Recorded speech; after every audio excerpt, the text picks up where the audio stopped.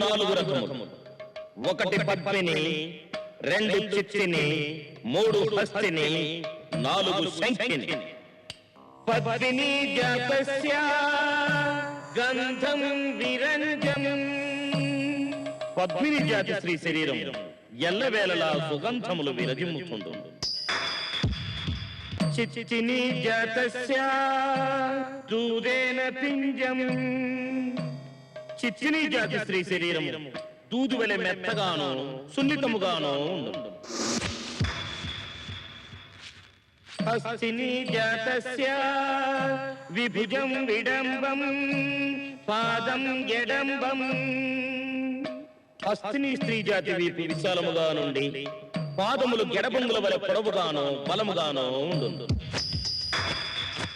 శంఖిని జాతస్య రోమం లంబస్య లంబే. శంఖిని జాతి స్త్రీ రోమములు సాంద్రమై దట్టముగా నుండు. ఇప్పుడు మీలో ఎవరెవరు ఏ జాతి వారు ఈ పురుషానంద స్వాముల వారు వచ్చి నిశితముగా పరిశీలించి నిర్ధారణ చేసేదారు.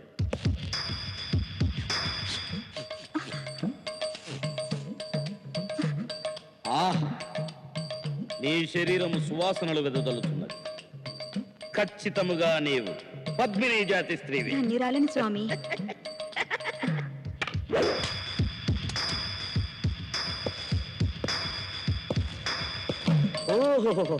నీ రోమములు దట్టముగానున్నవి. నీవు శంఖినివేనని నాకు శంక కలుగుతున్నది. పురుషాణం ద్వయోజాతం తన్నే తన్నస్య తాడనం. పురుషులలో 2 రకములు. 1 తన్నువారు, 2 తన్నులు తినువారు. ఇది ఏ పురాణంలో ఉంది? నక్కబొక్కల నారీ పురాణంలో ఉందిరా.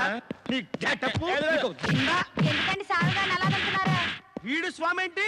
వీడొక పరమ లుచ్చా తుచ్చా గుచ్చా ముచ్చగాడు, పచ్చి మోసగాడు. ఆయన సంగతి నీకెలా తెలుసు? నాకెలా తెలుసా? వీడేనమ్మా నన్ను కన్న అబ్బా. వీడు పరిపేడా? రోజు ఇదే తంతు. రాత్రి అయ్యేసరికి ఇదే టైప్ లో ఏదో కొంపలో దొరుకుతుంటాడు. వాడిని వెతుక్కుంటూ నేను ఈ గెటప్ లో బయలుదేరుతుంటాను. ఇన్ని చేసినా వీడిని నేను ఎందుకు క్షమిస్తున్నానో తెలుసా?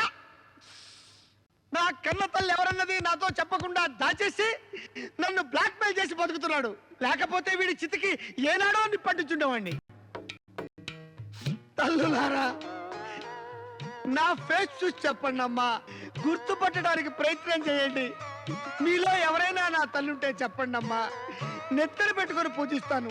నీ మేలు ఈ జన్మలో మర్చిపోలేనమ్మా. చెప్పండి తల్లి, చెప్పండి అమ్మా. వీళ్ళలో నీ తల్లి లేదు, దాందసలి ఊరే కాదు. ఆహా, నీ డిప్ప పగులుద్ది. నువ్వు